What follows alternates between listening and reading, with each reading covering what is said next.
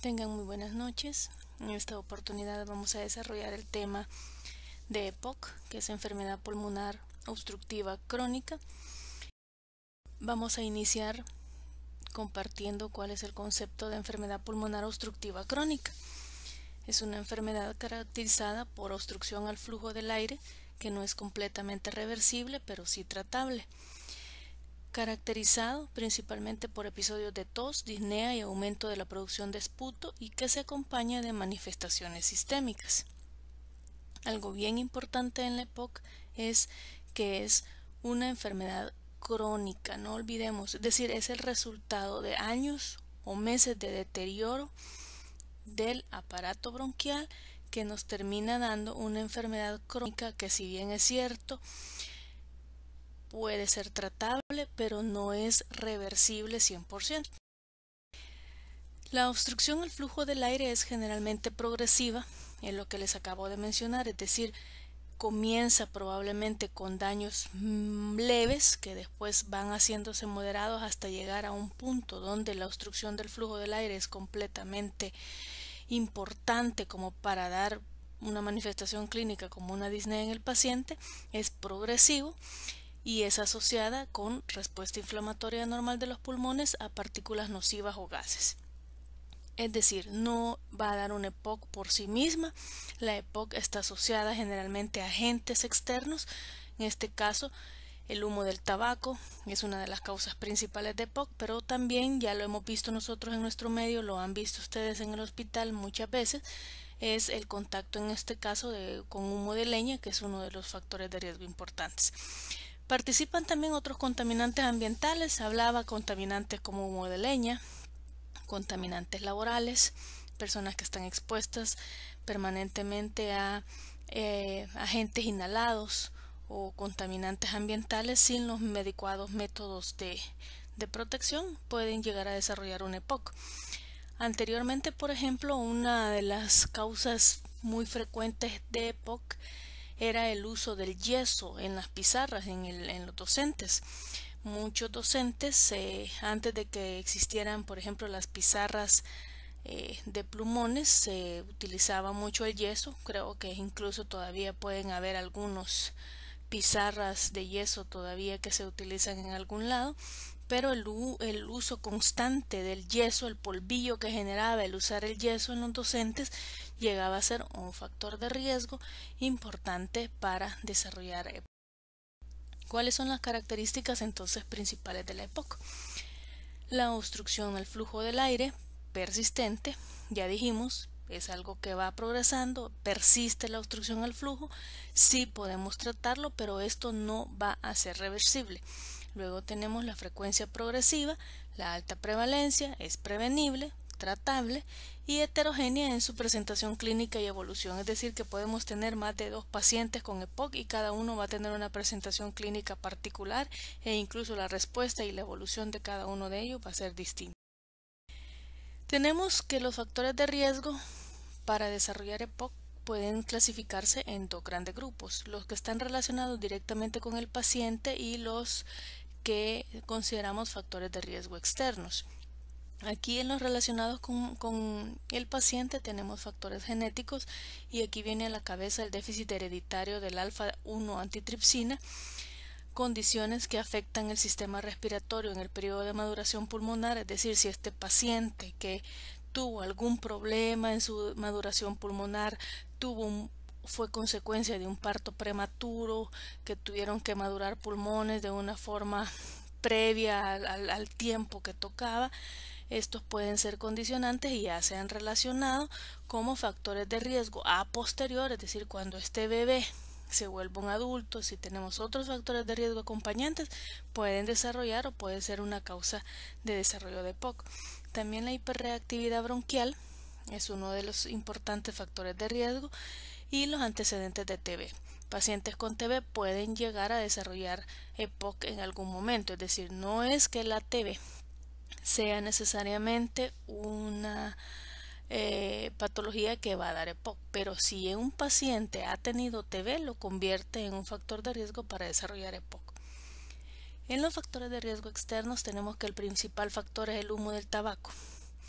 la exposición al humo de leña, que lo van a encontrar ustedes en la literatura y según las guías latinoamericanas, las guías GOL, que son las guías para el manejo y la evaluación de EPOC, tenemos que el nuevo término se llama exposición a biomasa. Cuando ustedes lean este término de exposición a biomasa, se refiere a la exposición a humo de leña y otros alergenos ahí ambientales, pero que principalmente se refiere a este.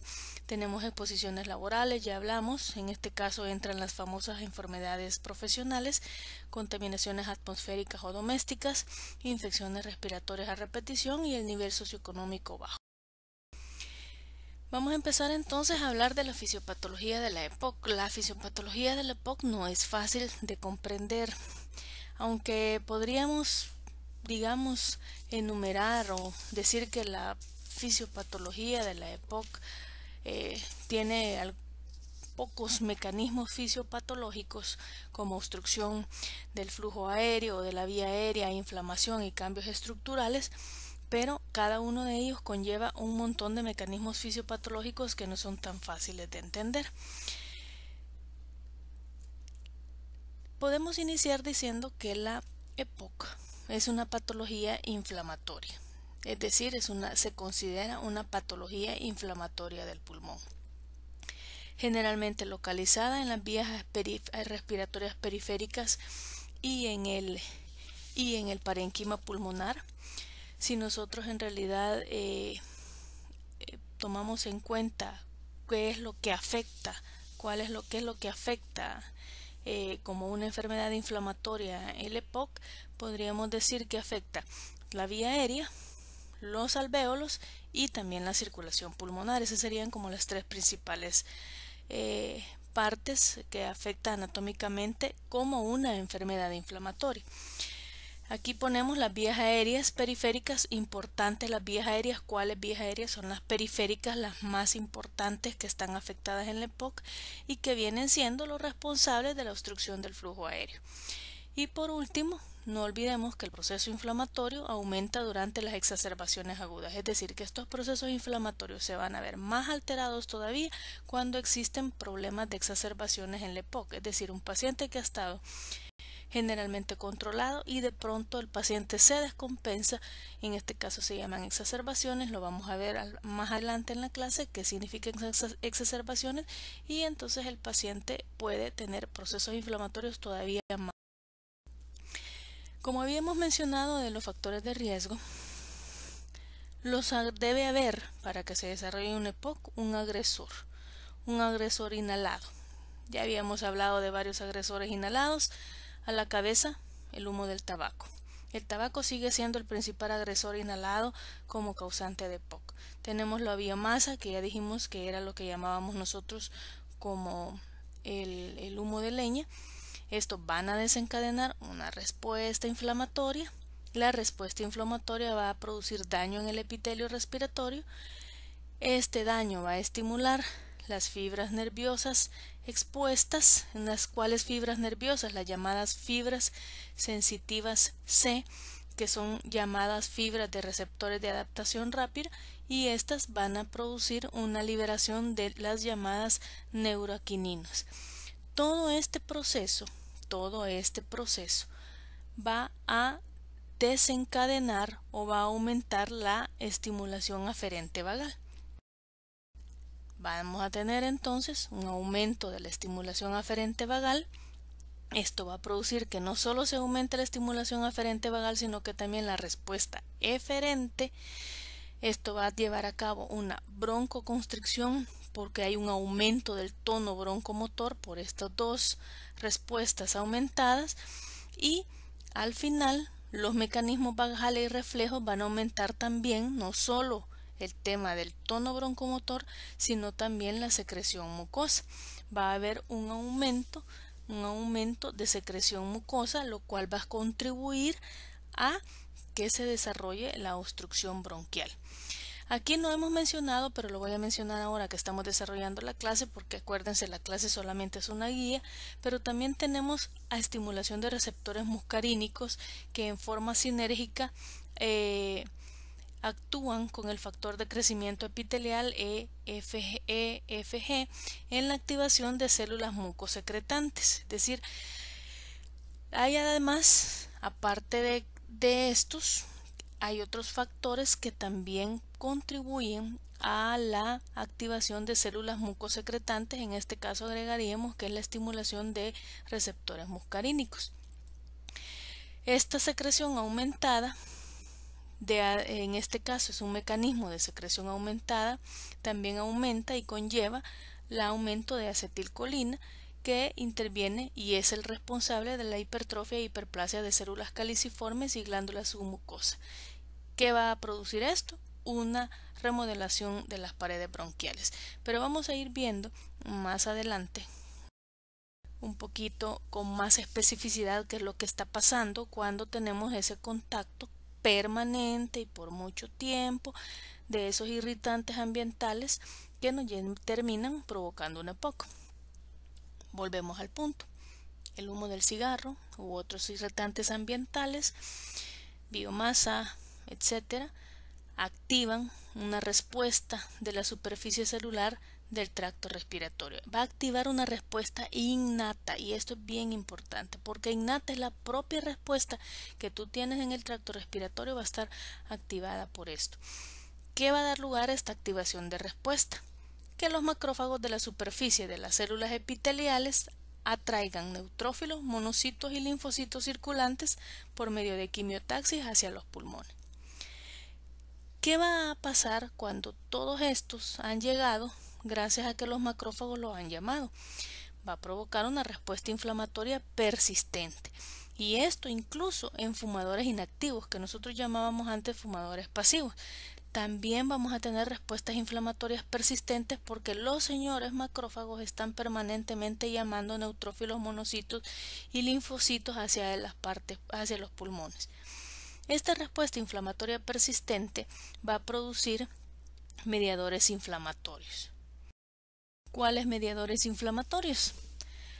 Los mediadores inflamatorios que participan principalmente en la EPOC son el factor de necrosis tumoral alfa, la interleucina 1 beta, interleucina 6, el factor estimulante de colonia de granulocitos, y los macrófagos de interleucinas 8, que en este caso las interleucinas 8, que también se llama CXCL8, también participan y tienen un papel bastante importante dentro de la fisiopatología de la EPOC. Además, estos mediadores inflamatorios, entonces, que ya están activados, van a hacer que células epiteliales de las vías respiratorias pequeñas expresen otros factores, como es el factor de crecimiento transformador beta. Este factor es el que va a ser responsable de la fibrosis local en el que se va a generar en el epitelio respiratorio. Además de esto, se va a reducir esto, aparte que va a producir la fibrosis, van a reducirse la presencia de otro factor que se llama factor de crecimiento endotelial vascular, que este factor ya lo tenemos. Este factor, que es el BEFG, que es el factor de crecimiento endotelial vascular, es necesario para mantener la integridad de las células de los alvéolos. En pacientes fumadores, este factor BEFG está reducido, y además de ese está reducido, y ya se comprobó que está reducido otro factor llamado factor de crecimiento de los hepatocitos, que contribuyen a todo el desequilibrio que tenemos para producirla. Aquí tenemos, no se mira muy bien las diapositivas, pero aquí tenemos el humo del cigarro, la exposición industrial. Todos estos van a un cambio del epitelio bronquial, la activación importante de los macrófagos. Los macrófagos, ya dijimos, llaman neutrófilos, proteincinasas, linfocitos, y esto va a llevar a una destrucción de la pared alveolar, una hipersecreción de moco y una broncoconstricción. Aquí tenemos otro un poquito tal vez más fácil de comprender. Hay un proceso inflamatorio, no se nos olvide, la EPOC es un proceso inflamatorio crónico pulmonar que nos va a llevar a dos caminos, ya sea por el tabaco o por otros contaminantes ambientales. La inflamación, y esto es bien importante también porque generalmente solemos pensar que el proceso o la alteración fisiopatológica de la EPOC solamente va a ser a nivel pulmonar, y no es así. Generalmente el problema de la EPOC no solo se llega a pulmones, sino que va a tener compromisos extrapulmonares que nos va a llevar a que el paciente con EPOC tenga otras enfermedades concomitantes. En este caso, solamente a nivel pulmonar vamos a tener o un daño bronquial o un daño alveolar. Ya vamos a ver más adelante que hay una clasificación clínica de la EPOC. En este caso, si damos daño bronquial vamos a tener bronquiolitis y si tenemos daño alveolar vamos a dar enfisema. Estas van a producir al final una obstrucción del flujo aéreo y al final una discapacidad y muerte, porque al no haber obstrucción, pues la capacidad ventilatoria del paciente va a estar notablemente. Vamos a ir viendo para que entendamos en la fisiopatología de la EPOC cuál es la participación de las células epiteliales y de cada uno de los componentes que son importantes en la fisiopatología. Hablemos de las células epiteliales. ¿Qué podemos decir de las células epiteliales en la EPOC? Primero, que son fundamentales para la defensa de las vías respiratorias. Producen moco gracias a células caliciformes. También secretan antioxidantes, antiproteasas, defensinas y catelicidinas. Pero en EPOC hay un aumento de la expresión de factores de crecimiento epitelial en las células epitelianas, aumentando la proliferación de células basales. Esta proliferación de células basales vamos a tener como resultado una metaplasia escamosa y mayor riesgo de carcinoma bronquial. Es decir, que esto es bien importante. Los pacientes con EPOC también por sí mismos, por tener EPOC, tienen riesgo hacia bronquiales. El aumento de estos factores también producen hiperplasia, secreción de mocos activados por inflamación neutrofílica, y la inflamación neutrofílica también va a tener participación gracias a secreciones como la elastasa de los neutrófilos que liberan factores de necrosis tumoral alfa y también por estrés oxidativo que activan estos factores de crecimiento epitelial e inducen hipersecreción mucosa. Fíjense bien, hay un aumento de estas células basales, aumento de los factores de crecimiento epitelial que van a producir además una inflamación neutrofílica que va a estar todavía apoyada más por estos factores de crecimiento y que al final termina en una hipersecreción mucosa. Los macrófagos en pacientes con EPOC, los macrófagos están incrementados o pueden verse incrementados 5 a 10 veces en la vía aérea. ¿Dónde vamos a tener los macrófagos? Generalmente los macrófagos se van a localizar en sitios destruidos de la pared alveolar. Por ejemplo, en casos de enfisema. Hay una correlación, por ejemplo, entre el número de macrófagos en el parénquima pulmonar y la severidad de enfisema. ¿Qué significa? Entre más macrófagos tengamos en el parénquima, más grave es el enfisema. Ya vamos a ver las características de ambos, enfisema y bronquitis, pero en este caso, cuando ya hay daño alveolar, hablamos de enfisema.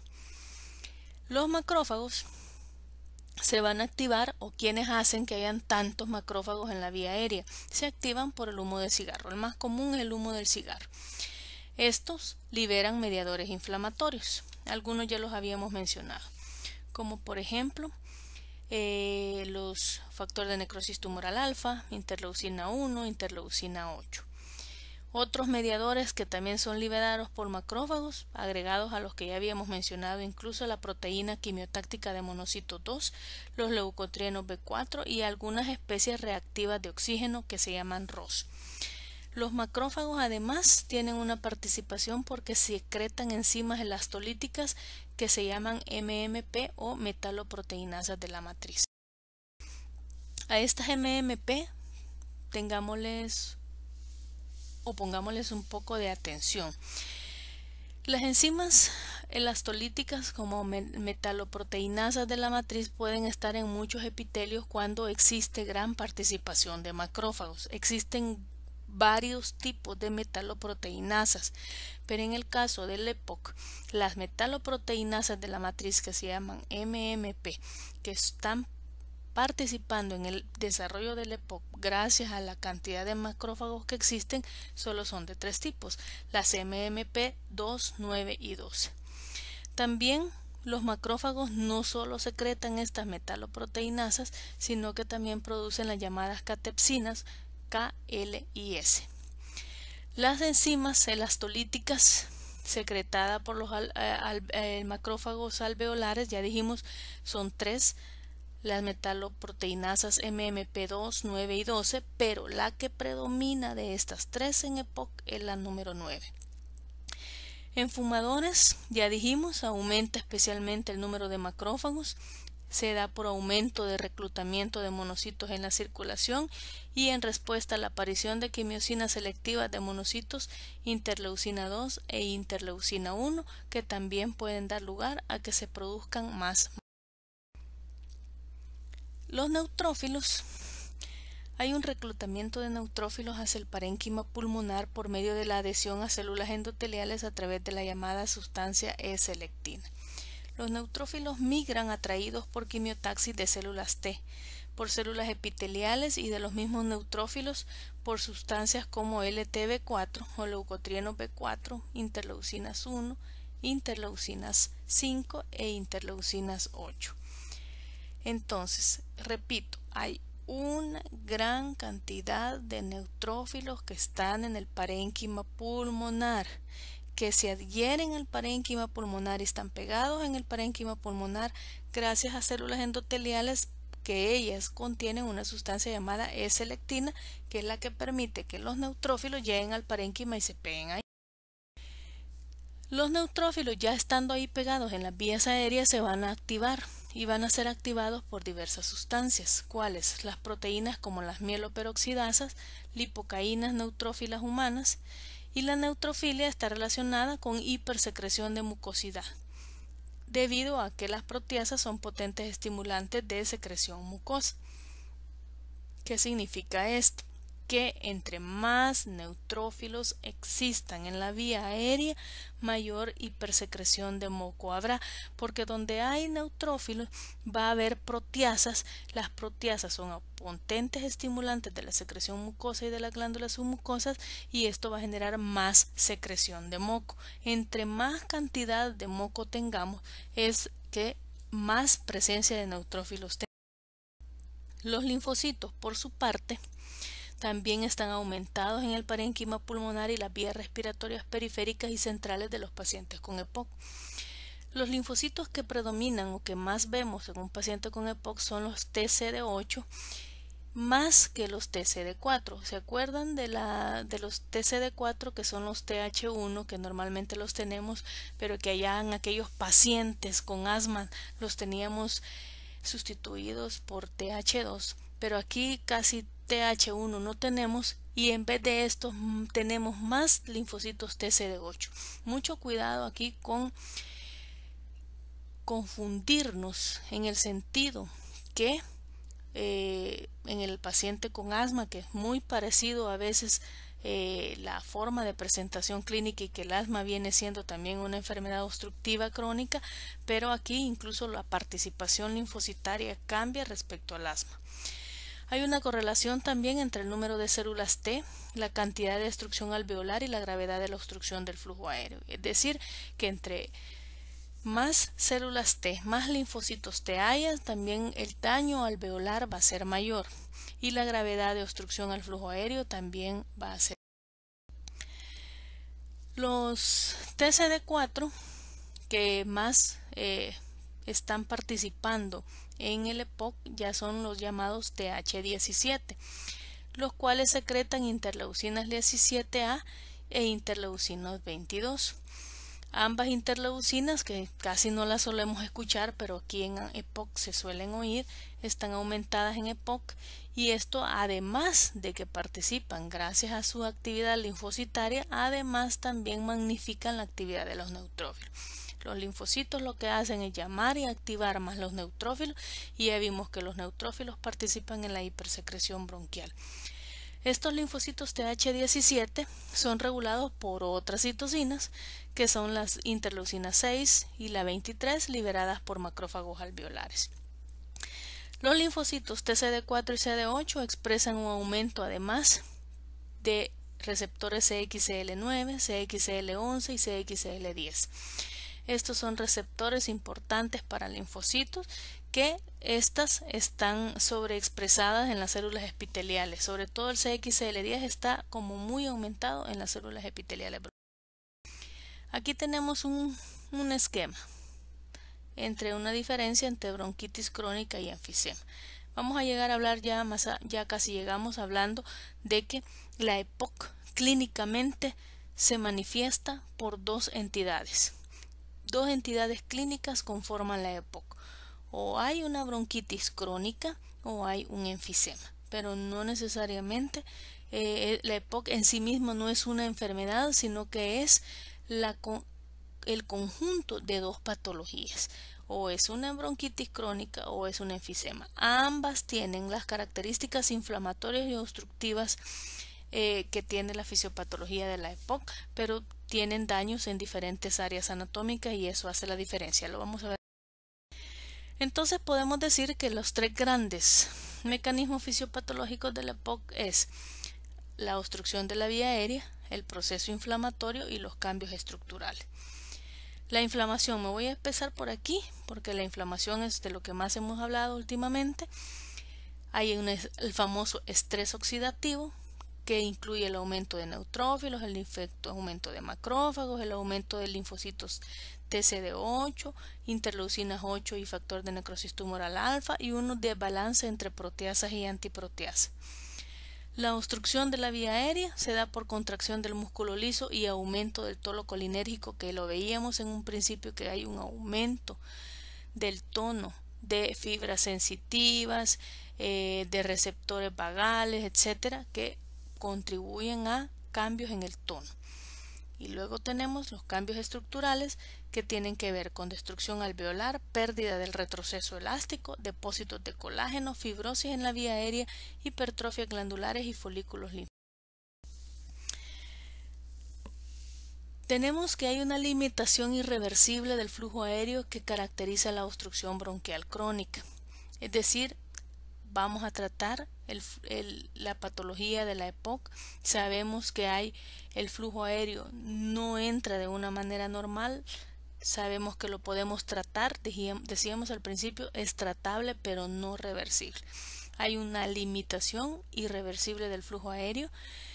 Hay reducción del flujo expiratorio por cambios inflamatorios sistémicos, fibrosis de la pared bronquial, alteración de las secreciones, transporte de moco, alteración en el transporte de moco, aumento de la resistencia de la vía aérea y repercusión en la vía aérea pequeña. Eso nos va a llevar a bronquitis crónica y a bronquiolitis obstructiva. ¿Esto a qué nos va a llevar? A pérdidas de las retracciones elásticas y de las fijaciones alveolares, con destrucción del parénquima y pérdida de la superficie de intercambio gaseoso. Es lo que se da en el enfisema. El enfisema, ya lo veremos, tiene ya daño a nivel alveolar. Ya dañamos la parte de fijación alveolar, destruimos el parénquima, pérdida de superficies de intercambio gaseoso. Entonces en el enfisema vamos a tener otro tipo de manifestaciones clínicas porque el daño ya llega a nivel alveolar. Voy a regresarme aquí. Y esto es bien importante porque aquí es donde intervienen los famosos fumadores pasivos. Ellos no están tal vez inhalando esta parte de los radicales libres en fase de líquido condensado, pero sí están inhalando ya el humo que por sí mismo ya contiene diversos compuestos oxidados. Por ejemplo, tenemos como compuestos que participan dentro del humo del cigarro los fenoles y las semiquinonas, entre los que se reconocen en la fase gaseosa. También tenemos superóxidos, epóxidos, peróxidos, óxido nítrico, dióxido de nitrógeno, peroxinitritos y peroxinitratos. Estos ROS que se magnifican con el tabaco dañan directamente las células, inactivan los mecanismos de defensa que tenemos a nivel pulmonar e inician lo que se llama el proceso inflamatorio, incrementando el famoso.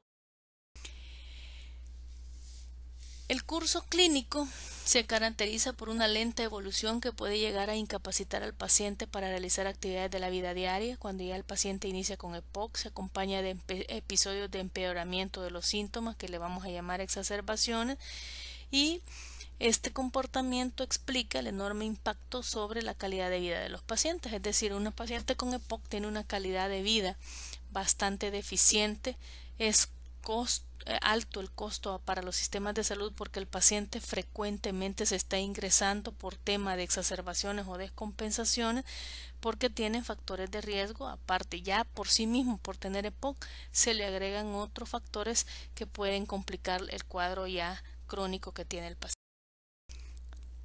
Hay un desequilibrio entonces entre los agentes oxidantes y antioxidantes.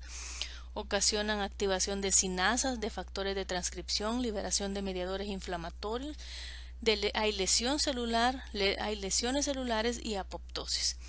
Entonces, ¿cuál sería la participación directa del tabaco en el desarrollo del EPOC? Que promueven el famoso estrés oxidativo y la aparición de los ROS, que ya veíamos que son los agentes oxidantes que se promueven con el tabaco. Regulan además genes de mucina y promueve o causa metaplasia de las células mucosas, es decir, hay un cambio en el epitelio, y cuando hablamos de metaplasia es cuando hay cambio ya de mucho tiempo. Además, el cigarro, la contaminación del aire, la biomasa, el polvo, los humos, los gases, el uso de pesticidas agrícolas también. Por eso es que no solo podemos decir en el tabaco, pero el tabaco es el principal, pero si hubieran otros factores de riesgo, o alguien por ejemplo puede decir no fumo pero cociné con leña, ¿cómo es que estos otros contaminantes pueden llevar a la misma alteración? Es porque también humo, gases, pesticidas, biomasa producen grandes cantidades de ROS, elevan los marcadores de estrés oxidativo y reducen los antioxidantes endógenos. Aquí tenemos un poquito, ¿verdad?, algunos cuadros que se dan en la fisiopatología del EPOC: obstrucción e inflamación de la vía aérea, cuando afecta bronquitis y bronquiolitis, enfisema si llega a afectar los alvéolos, inflamación y daños sistémicos, porque como repetía e insistía al principio, la EPOC no solo se queda a nivel pulmonar, sino que daña o hay un daño a nivel sistémico. Vamos a ir entonces ya cayendo en la cuenta del tema del EPOC. Es una enfermedad inflamatoria, repito, es una enfermedad inflamatoria crónica, afecta la vía aérea, los alvéolos, la circulación pulmonar. La inflamación crónica, ¿qué va a producir? Engrosamiento de la pared bronquial, disminución del calibre bronquial, destrucción alveolar, agrandamiento de los espacios aéreos, pérdida de los anclajes bronquiales. Las consecuencias funcionales, ¿cuáles van a ser? Obstrucción al flujo aéreo, colapso expiratorio del árbol bronquial y pérdida del retroceso elástico. Estos quizás son las principales alteraciones fisiopatológicas que vamos a tener gracias a todo lo que se da en la... Aquí tenemos otro esquema. Tenemos el proceso inflamatorio de base, no olvidemos, un proceso inflamatorio crónico. ¿Qué tenemos? Por sí misma la EPOC, es decir, el daño a nivel pulmonar, pero también un compromiso extrapulmonar, daño bronquial, alveolar, obstrucción al flujo aéreo y las enfermedades concomitantes. Esta es parte de la que ya habíamos visto. Habíamos estado hablando entonces que la EPOC comprende dos entidades clínicas principales, la bronquitis crónica y el enfisema.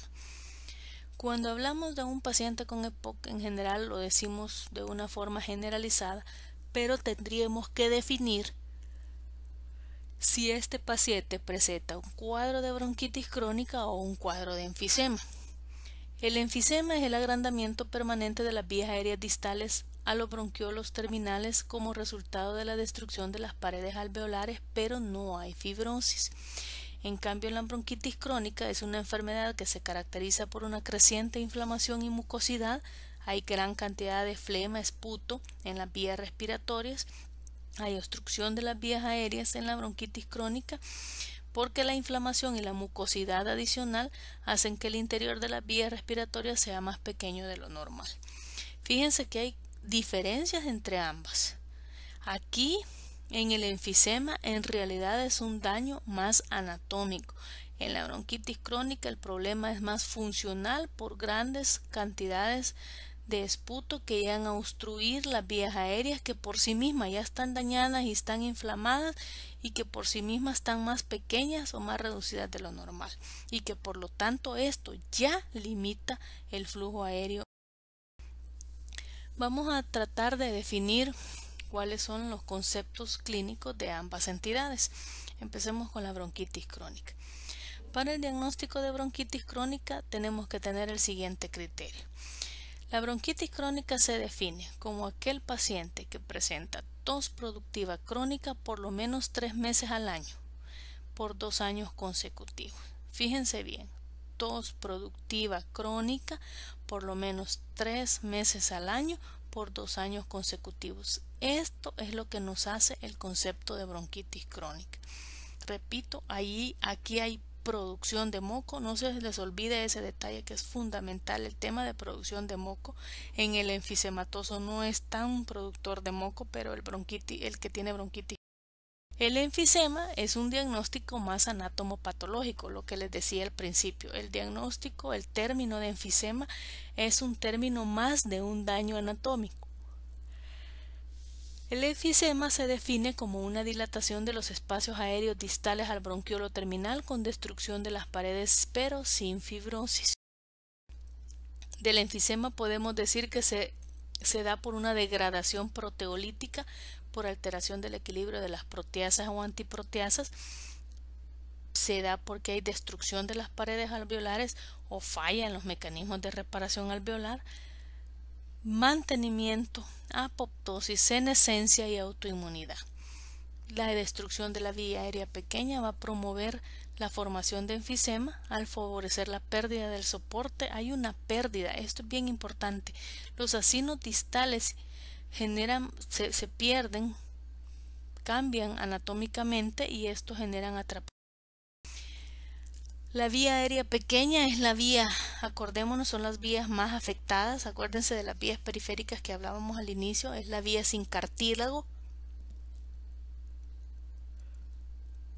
con un diámetro interno de menos de 2 milímetros, sumamente pequeño, y la mayor parte de la resistencia al flujo en individuos sanos sucede en estas vías respiratorias proximales. La conducción del aire en la vía aérea pequeña representa menos del 10% de la resistencia de las vías respiratorias, pero estas son. En el enfisema se produce además pérdida de la elasticidad alveolar. En las fases iniciales son más evidentes las anormalidades bronquioalveolares y la limitación crónica del flujo. En el caso del enfisema, la respuesta inflamatoria crónica anómala produce destrucción del parénquima, de su vasculatura, interrumpen la reparación normal de los tejidos, fibrosis de la vía aérea pequeña en el caso de la bronquitis y ruptura alveolar. El enfisema aparece conforme la época avanza en sujetos aún sin datos de obstrucción del flujo aéreo. Es decir, el enfisema va apareciendo conforme la época avanza. Y aquí quiero aclarar algo. Podemos tener dos entidades clínicas. Podemos tener un paciente que inicia con bronquitis y después llega a tener enfisema. Si tenemos un paciente que llega a tener enfisema es porque ha habido un daño alveolar principalmente. Si es un paciente que se mantiene, puede llegar a tener solamente bronquitis con estos datos clínicos que habíamos mencionado, pero no tener daño alveolar. Pero cuando ya el paciente llega a tener un daño alveolar, enfisema. Aquí tenemos gráficamente un alvéolo normal. Vamos a empezar con el alvéolo normal. Miren, están sus paredes, están listos para el intercambio gaseoso, que es la principal función, pero miren, en el alvéolo con enfisema se pierde totalmente la arquitectura anatómica, sobre todo de las paredes o de sostén de los alvéolos entre sí, y esto va a alterar enormemente el intercambio gaseoso. Hemos terminado entonces en esta primera parte de EPOC. Vamos a continuar entonces con la segunda parte de